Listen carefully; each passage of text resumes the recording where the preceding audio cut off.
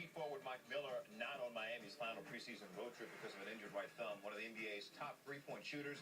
Miller could be sidelined for extended time with his injury. He was scheduled for an MRI today. We stick with the Heat. Hero or villain? How do you see LeBron James? Some measures of his popularity say he has lost some steam and that the public is angry with him. But do all the numbers add up, especially to the people who use him as a spokesman? And how will any of this impact the way we view LeBron once his career comes to a close? Outside the Lines, Mark Schwartz has more in part 2 of our Heat is On series.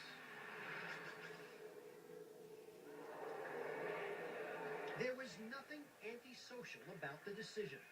Nothing criminal about LeBron James moving to Miami. And if King James was guilty of infidelity, it was only to his loyal followers in Northeast Ohio. I'm going to take my talents to South Beach and join the Miami Heat. Yet, everyone from some NBA owners to image consultants assure us that since July 8th, James's talents were not the only thing headed south. According to Q-Scores, a firm which tracks the appeal of celebrities, James's likability was at its all-time high last January when he ranked 4th among all active athletes. Last month, he ranked 78th, tied with the recently suspended Ben Roethlisberger. I guarantee you when they hoist the Larry O'Brien trophy one day, nobody's going to be talking about the Q-Score. Ed O'Hara's business is finding ways to increase marketability by enhancing brands. I think what he did wrong was he announced it, he made a spectacle of it, and I think it rubbed a lot of people the wrong way. However, from a business standpoint, it was brilliant. O'Hara says the most dramatic evidence that the LeBron brand is thriving is in the social networking arena. James first opened his Twitter account 2 days before announcing his decision. And while not everyone joins to support him, he now has more than 900,000 followers. When they look at the numbers that are coming in on Facebook and Twitter in support of LeBron, more and more sponsors will be interested in hiring him. Yet, Dallas Mavericks owner Mark Cuban suggested that James lost $1 billion in brand equity in one day. I would refute that. Absolutely, he could have handled it better, but he did it the way he did it, and he's created this massive conversation about himself. Enjoy the game.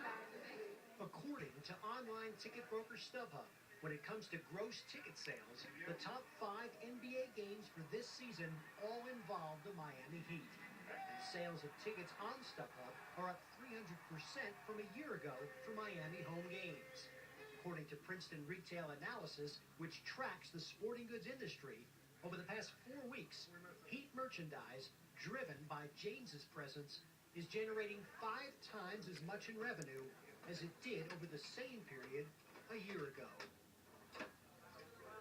Some of the most direct hits to the King have come from NBA greats like Michael Jordan, who said he would never have considered joining forces with Magic Johnson and Larry Bird, and Charles Barkley, who skewered James back in July. He'll never be Jordan. This clearly takes him out of the conversation. You know, he can win as much as he wants to.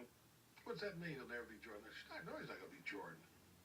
Hall of Famer Oscar Robertson could not disagree more with Barkley. Is Barkley trying to say that he thinks LeBron is not as good as Michael Jordan? Come on. What do you think? LeBron is in a class by himself.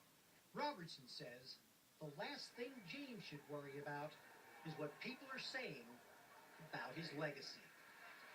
All this legacy stuff people talk about before a guy even finishes playing, it's just TV talk.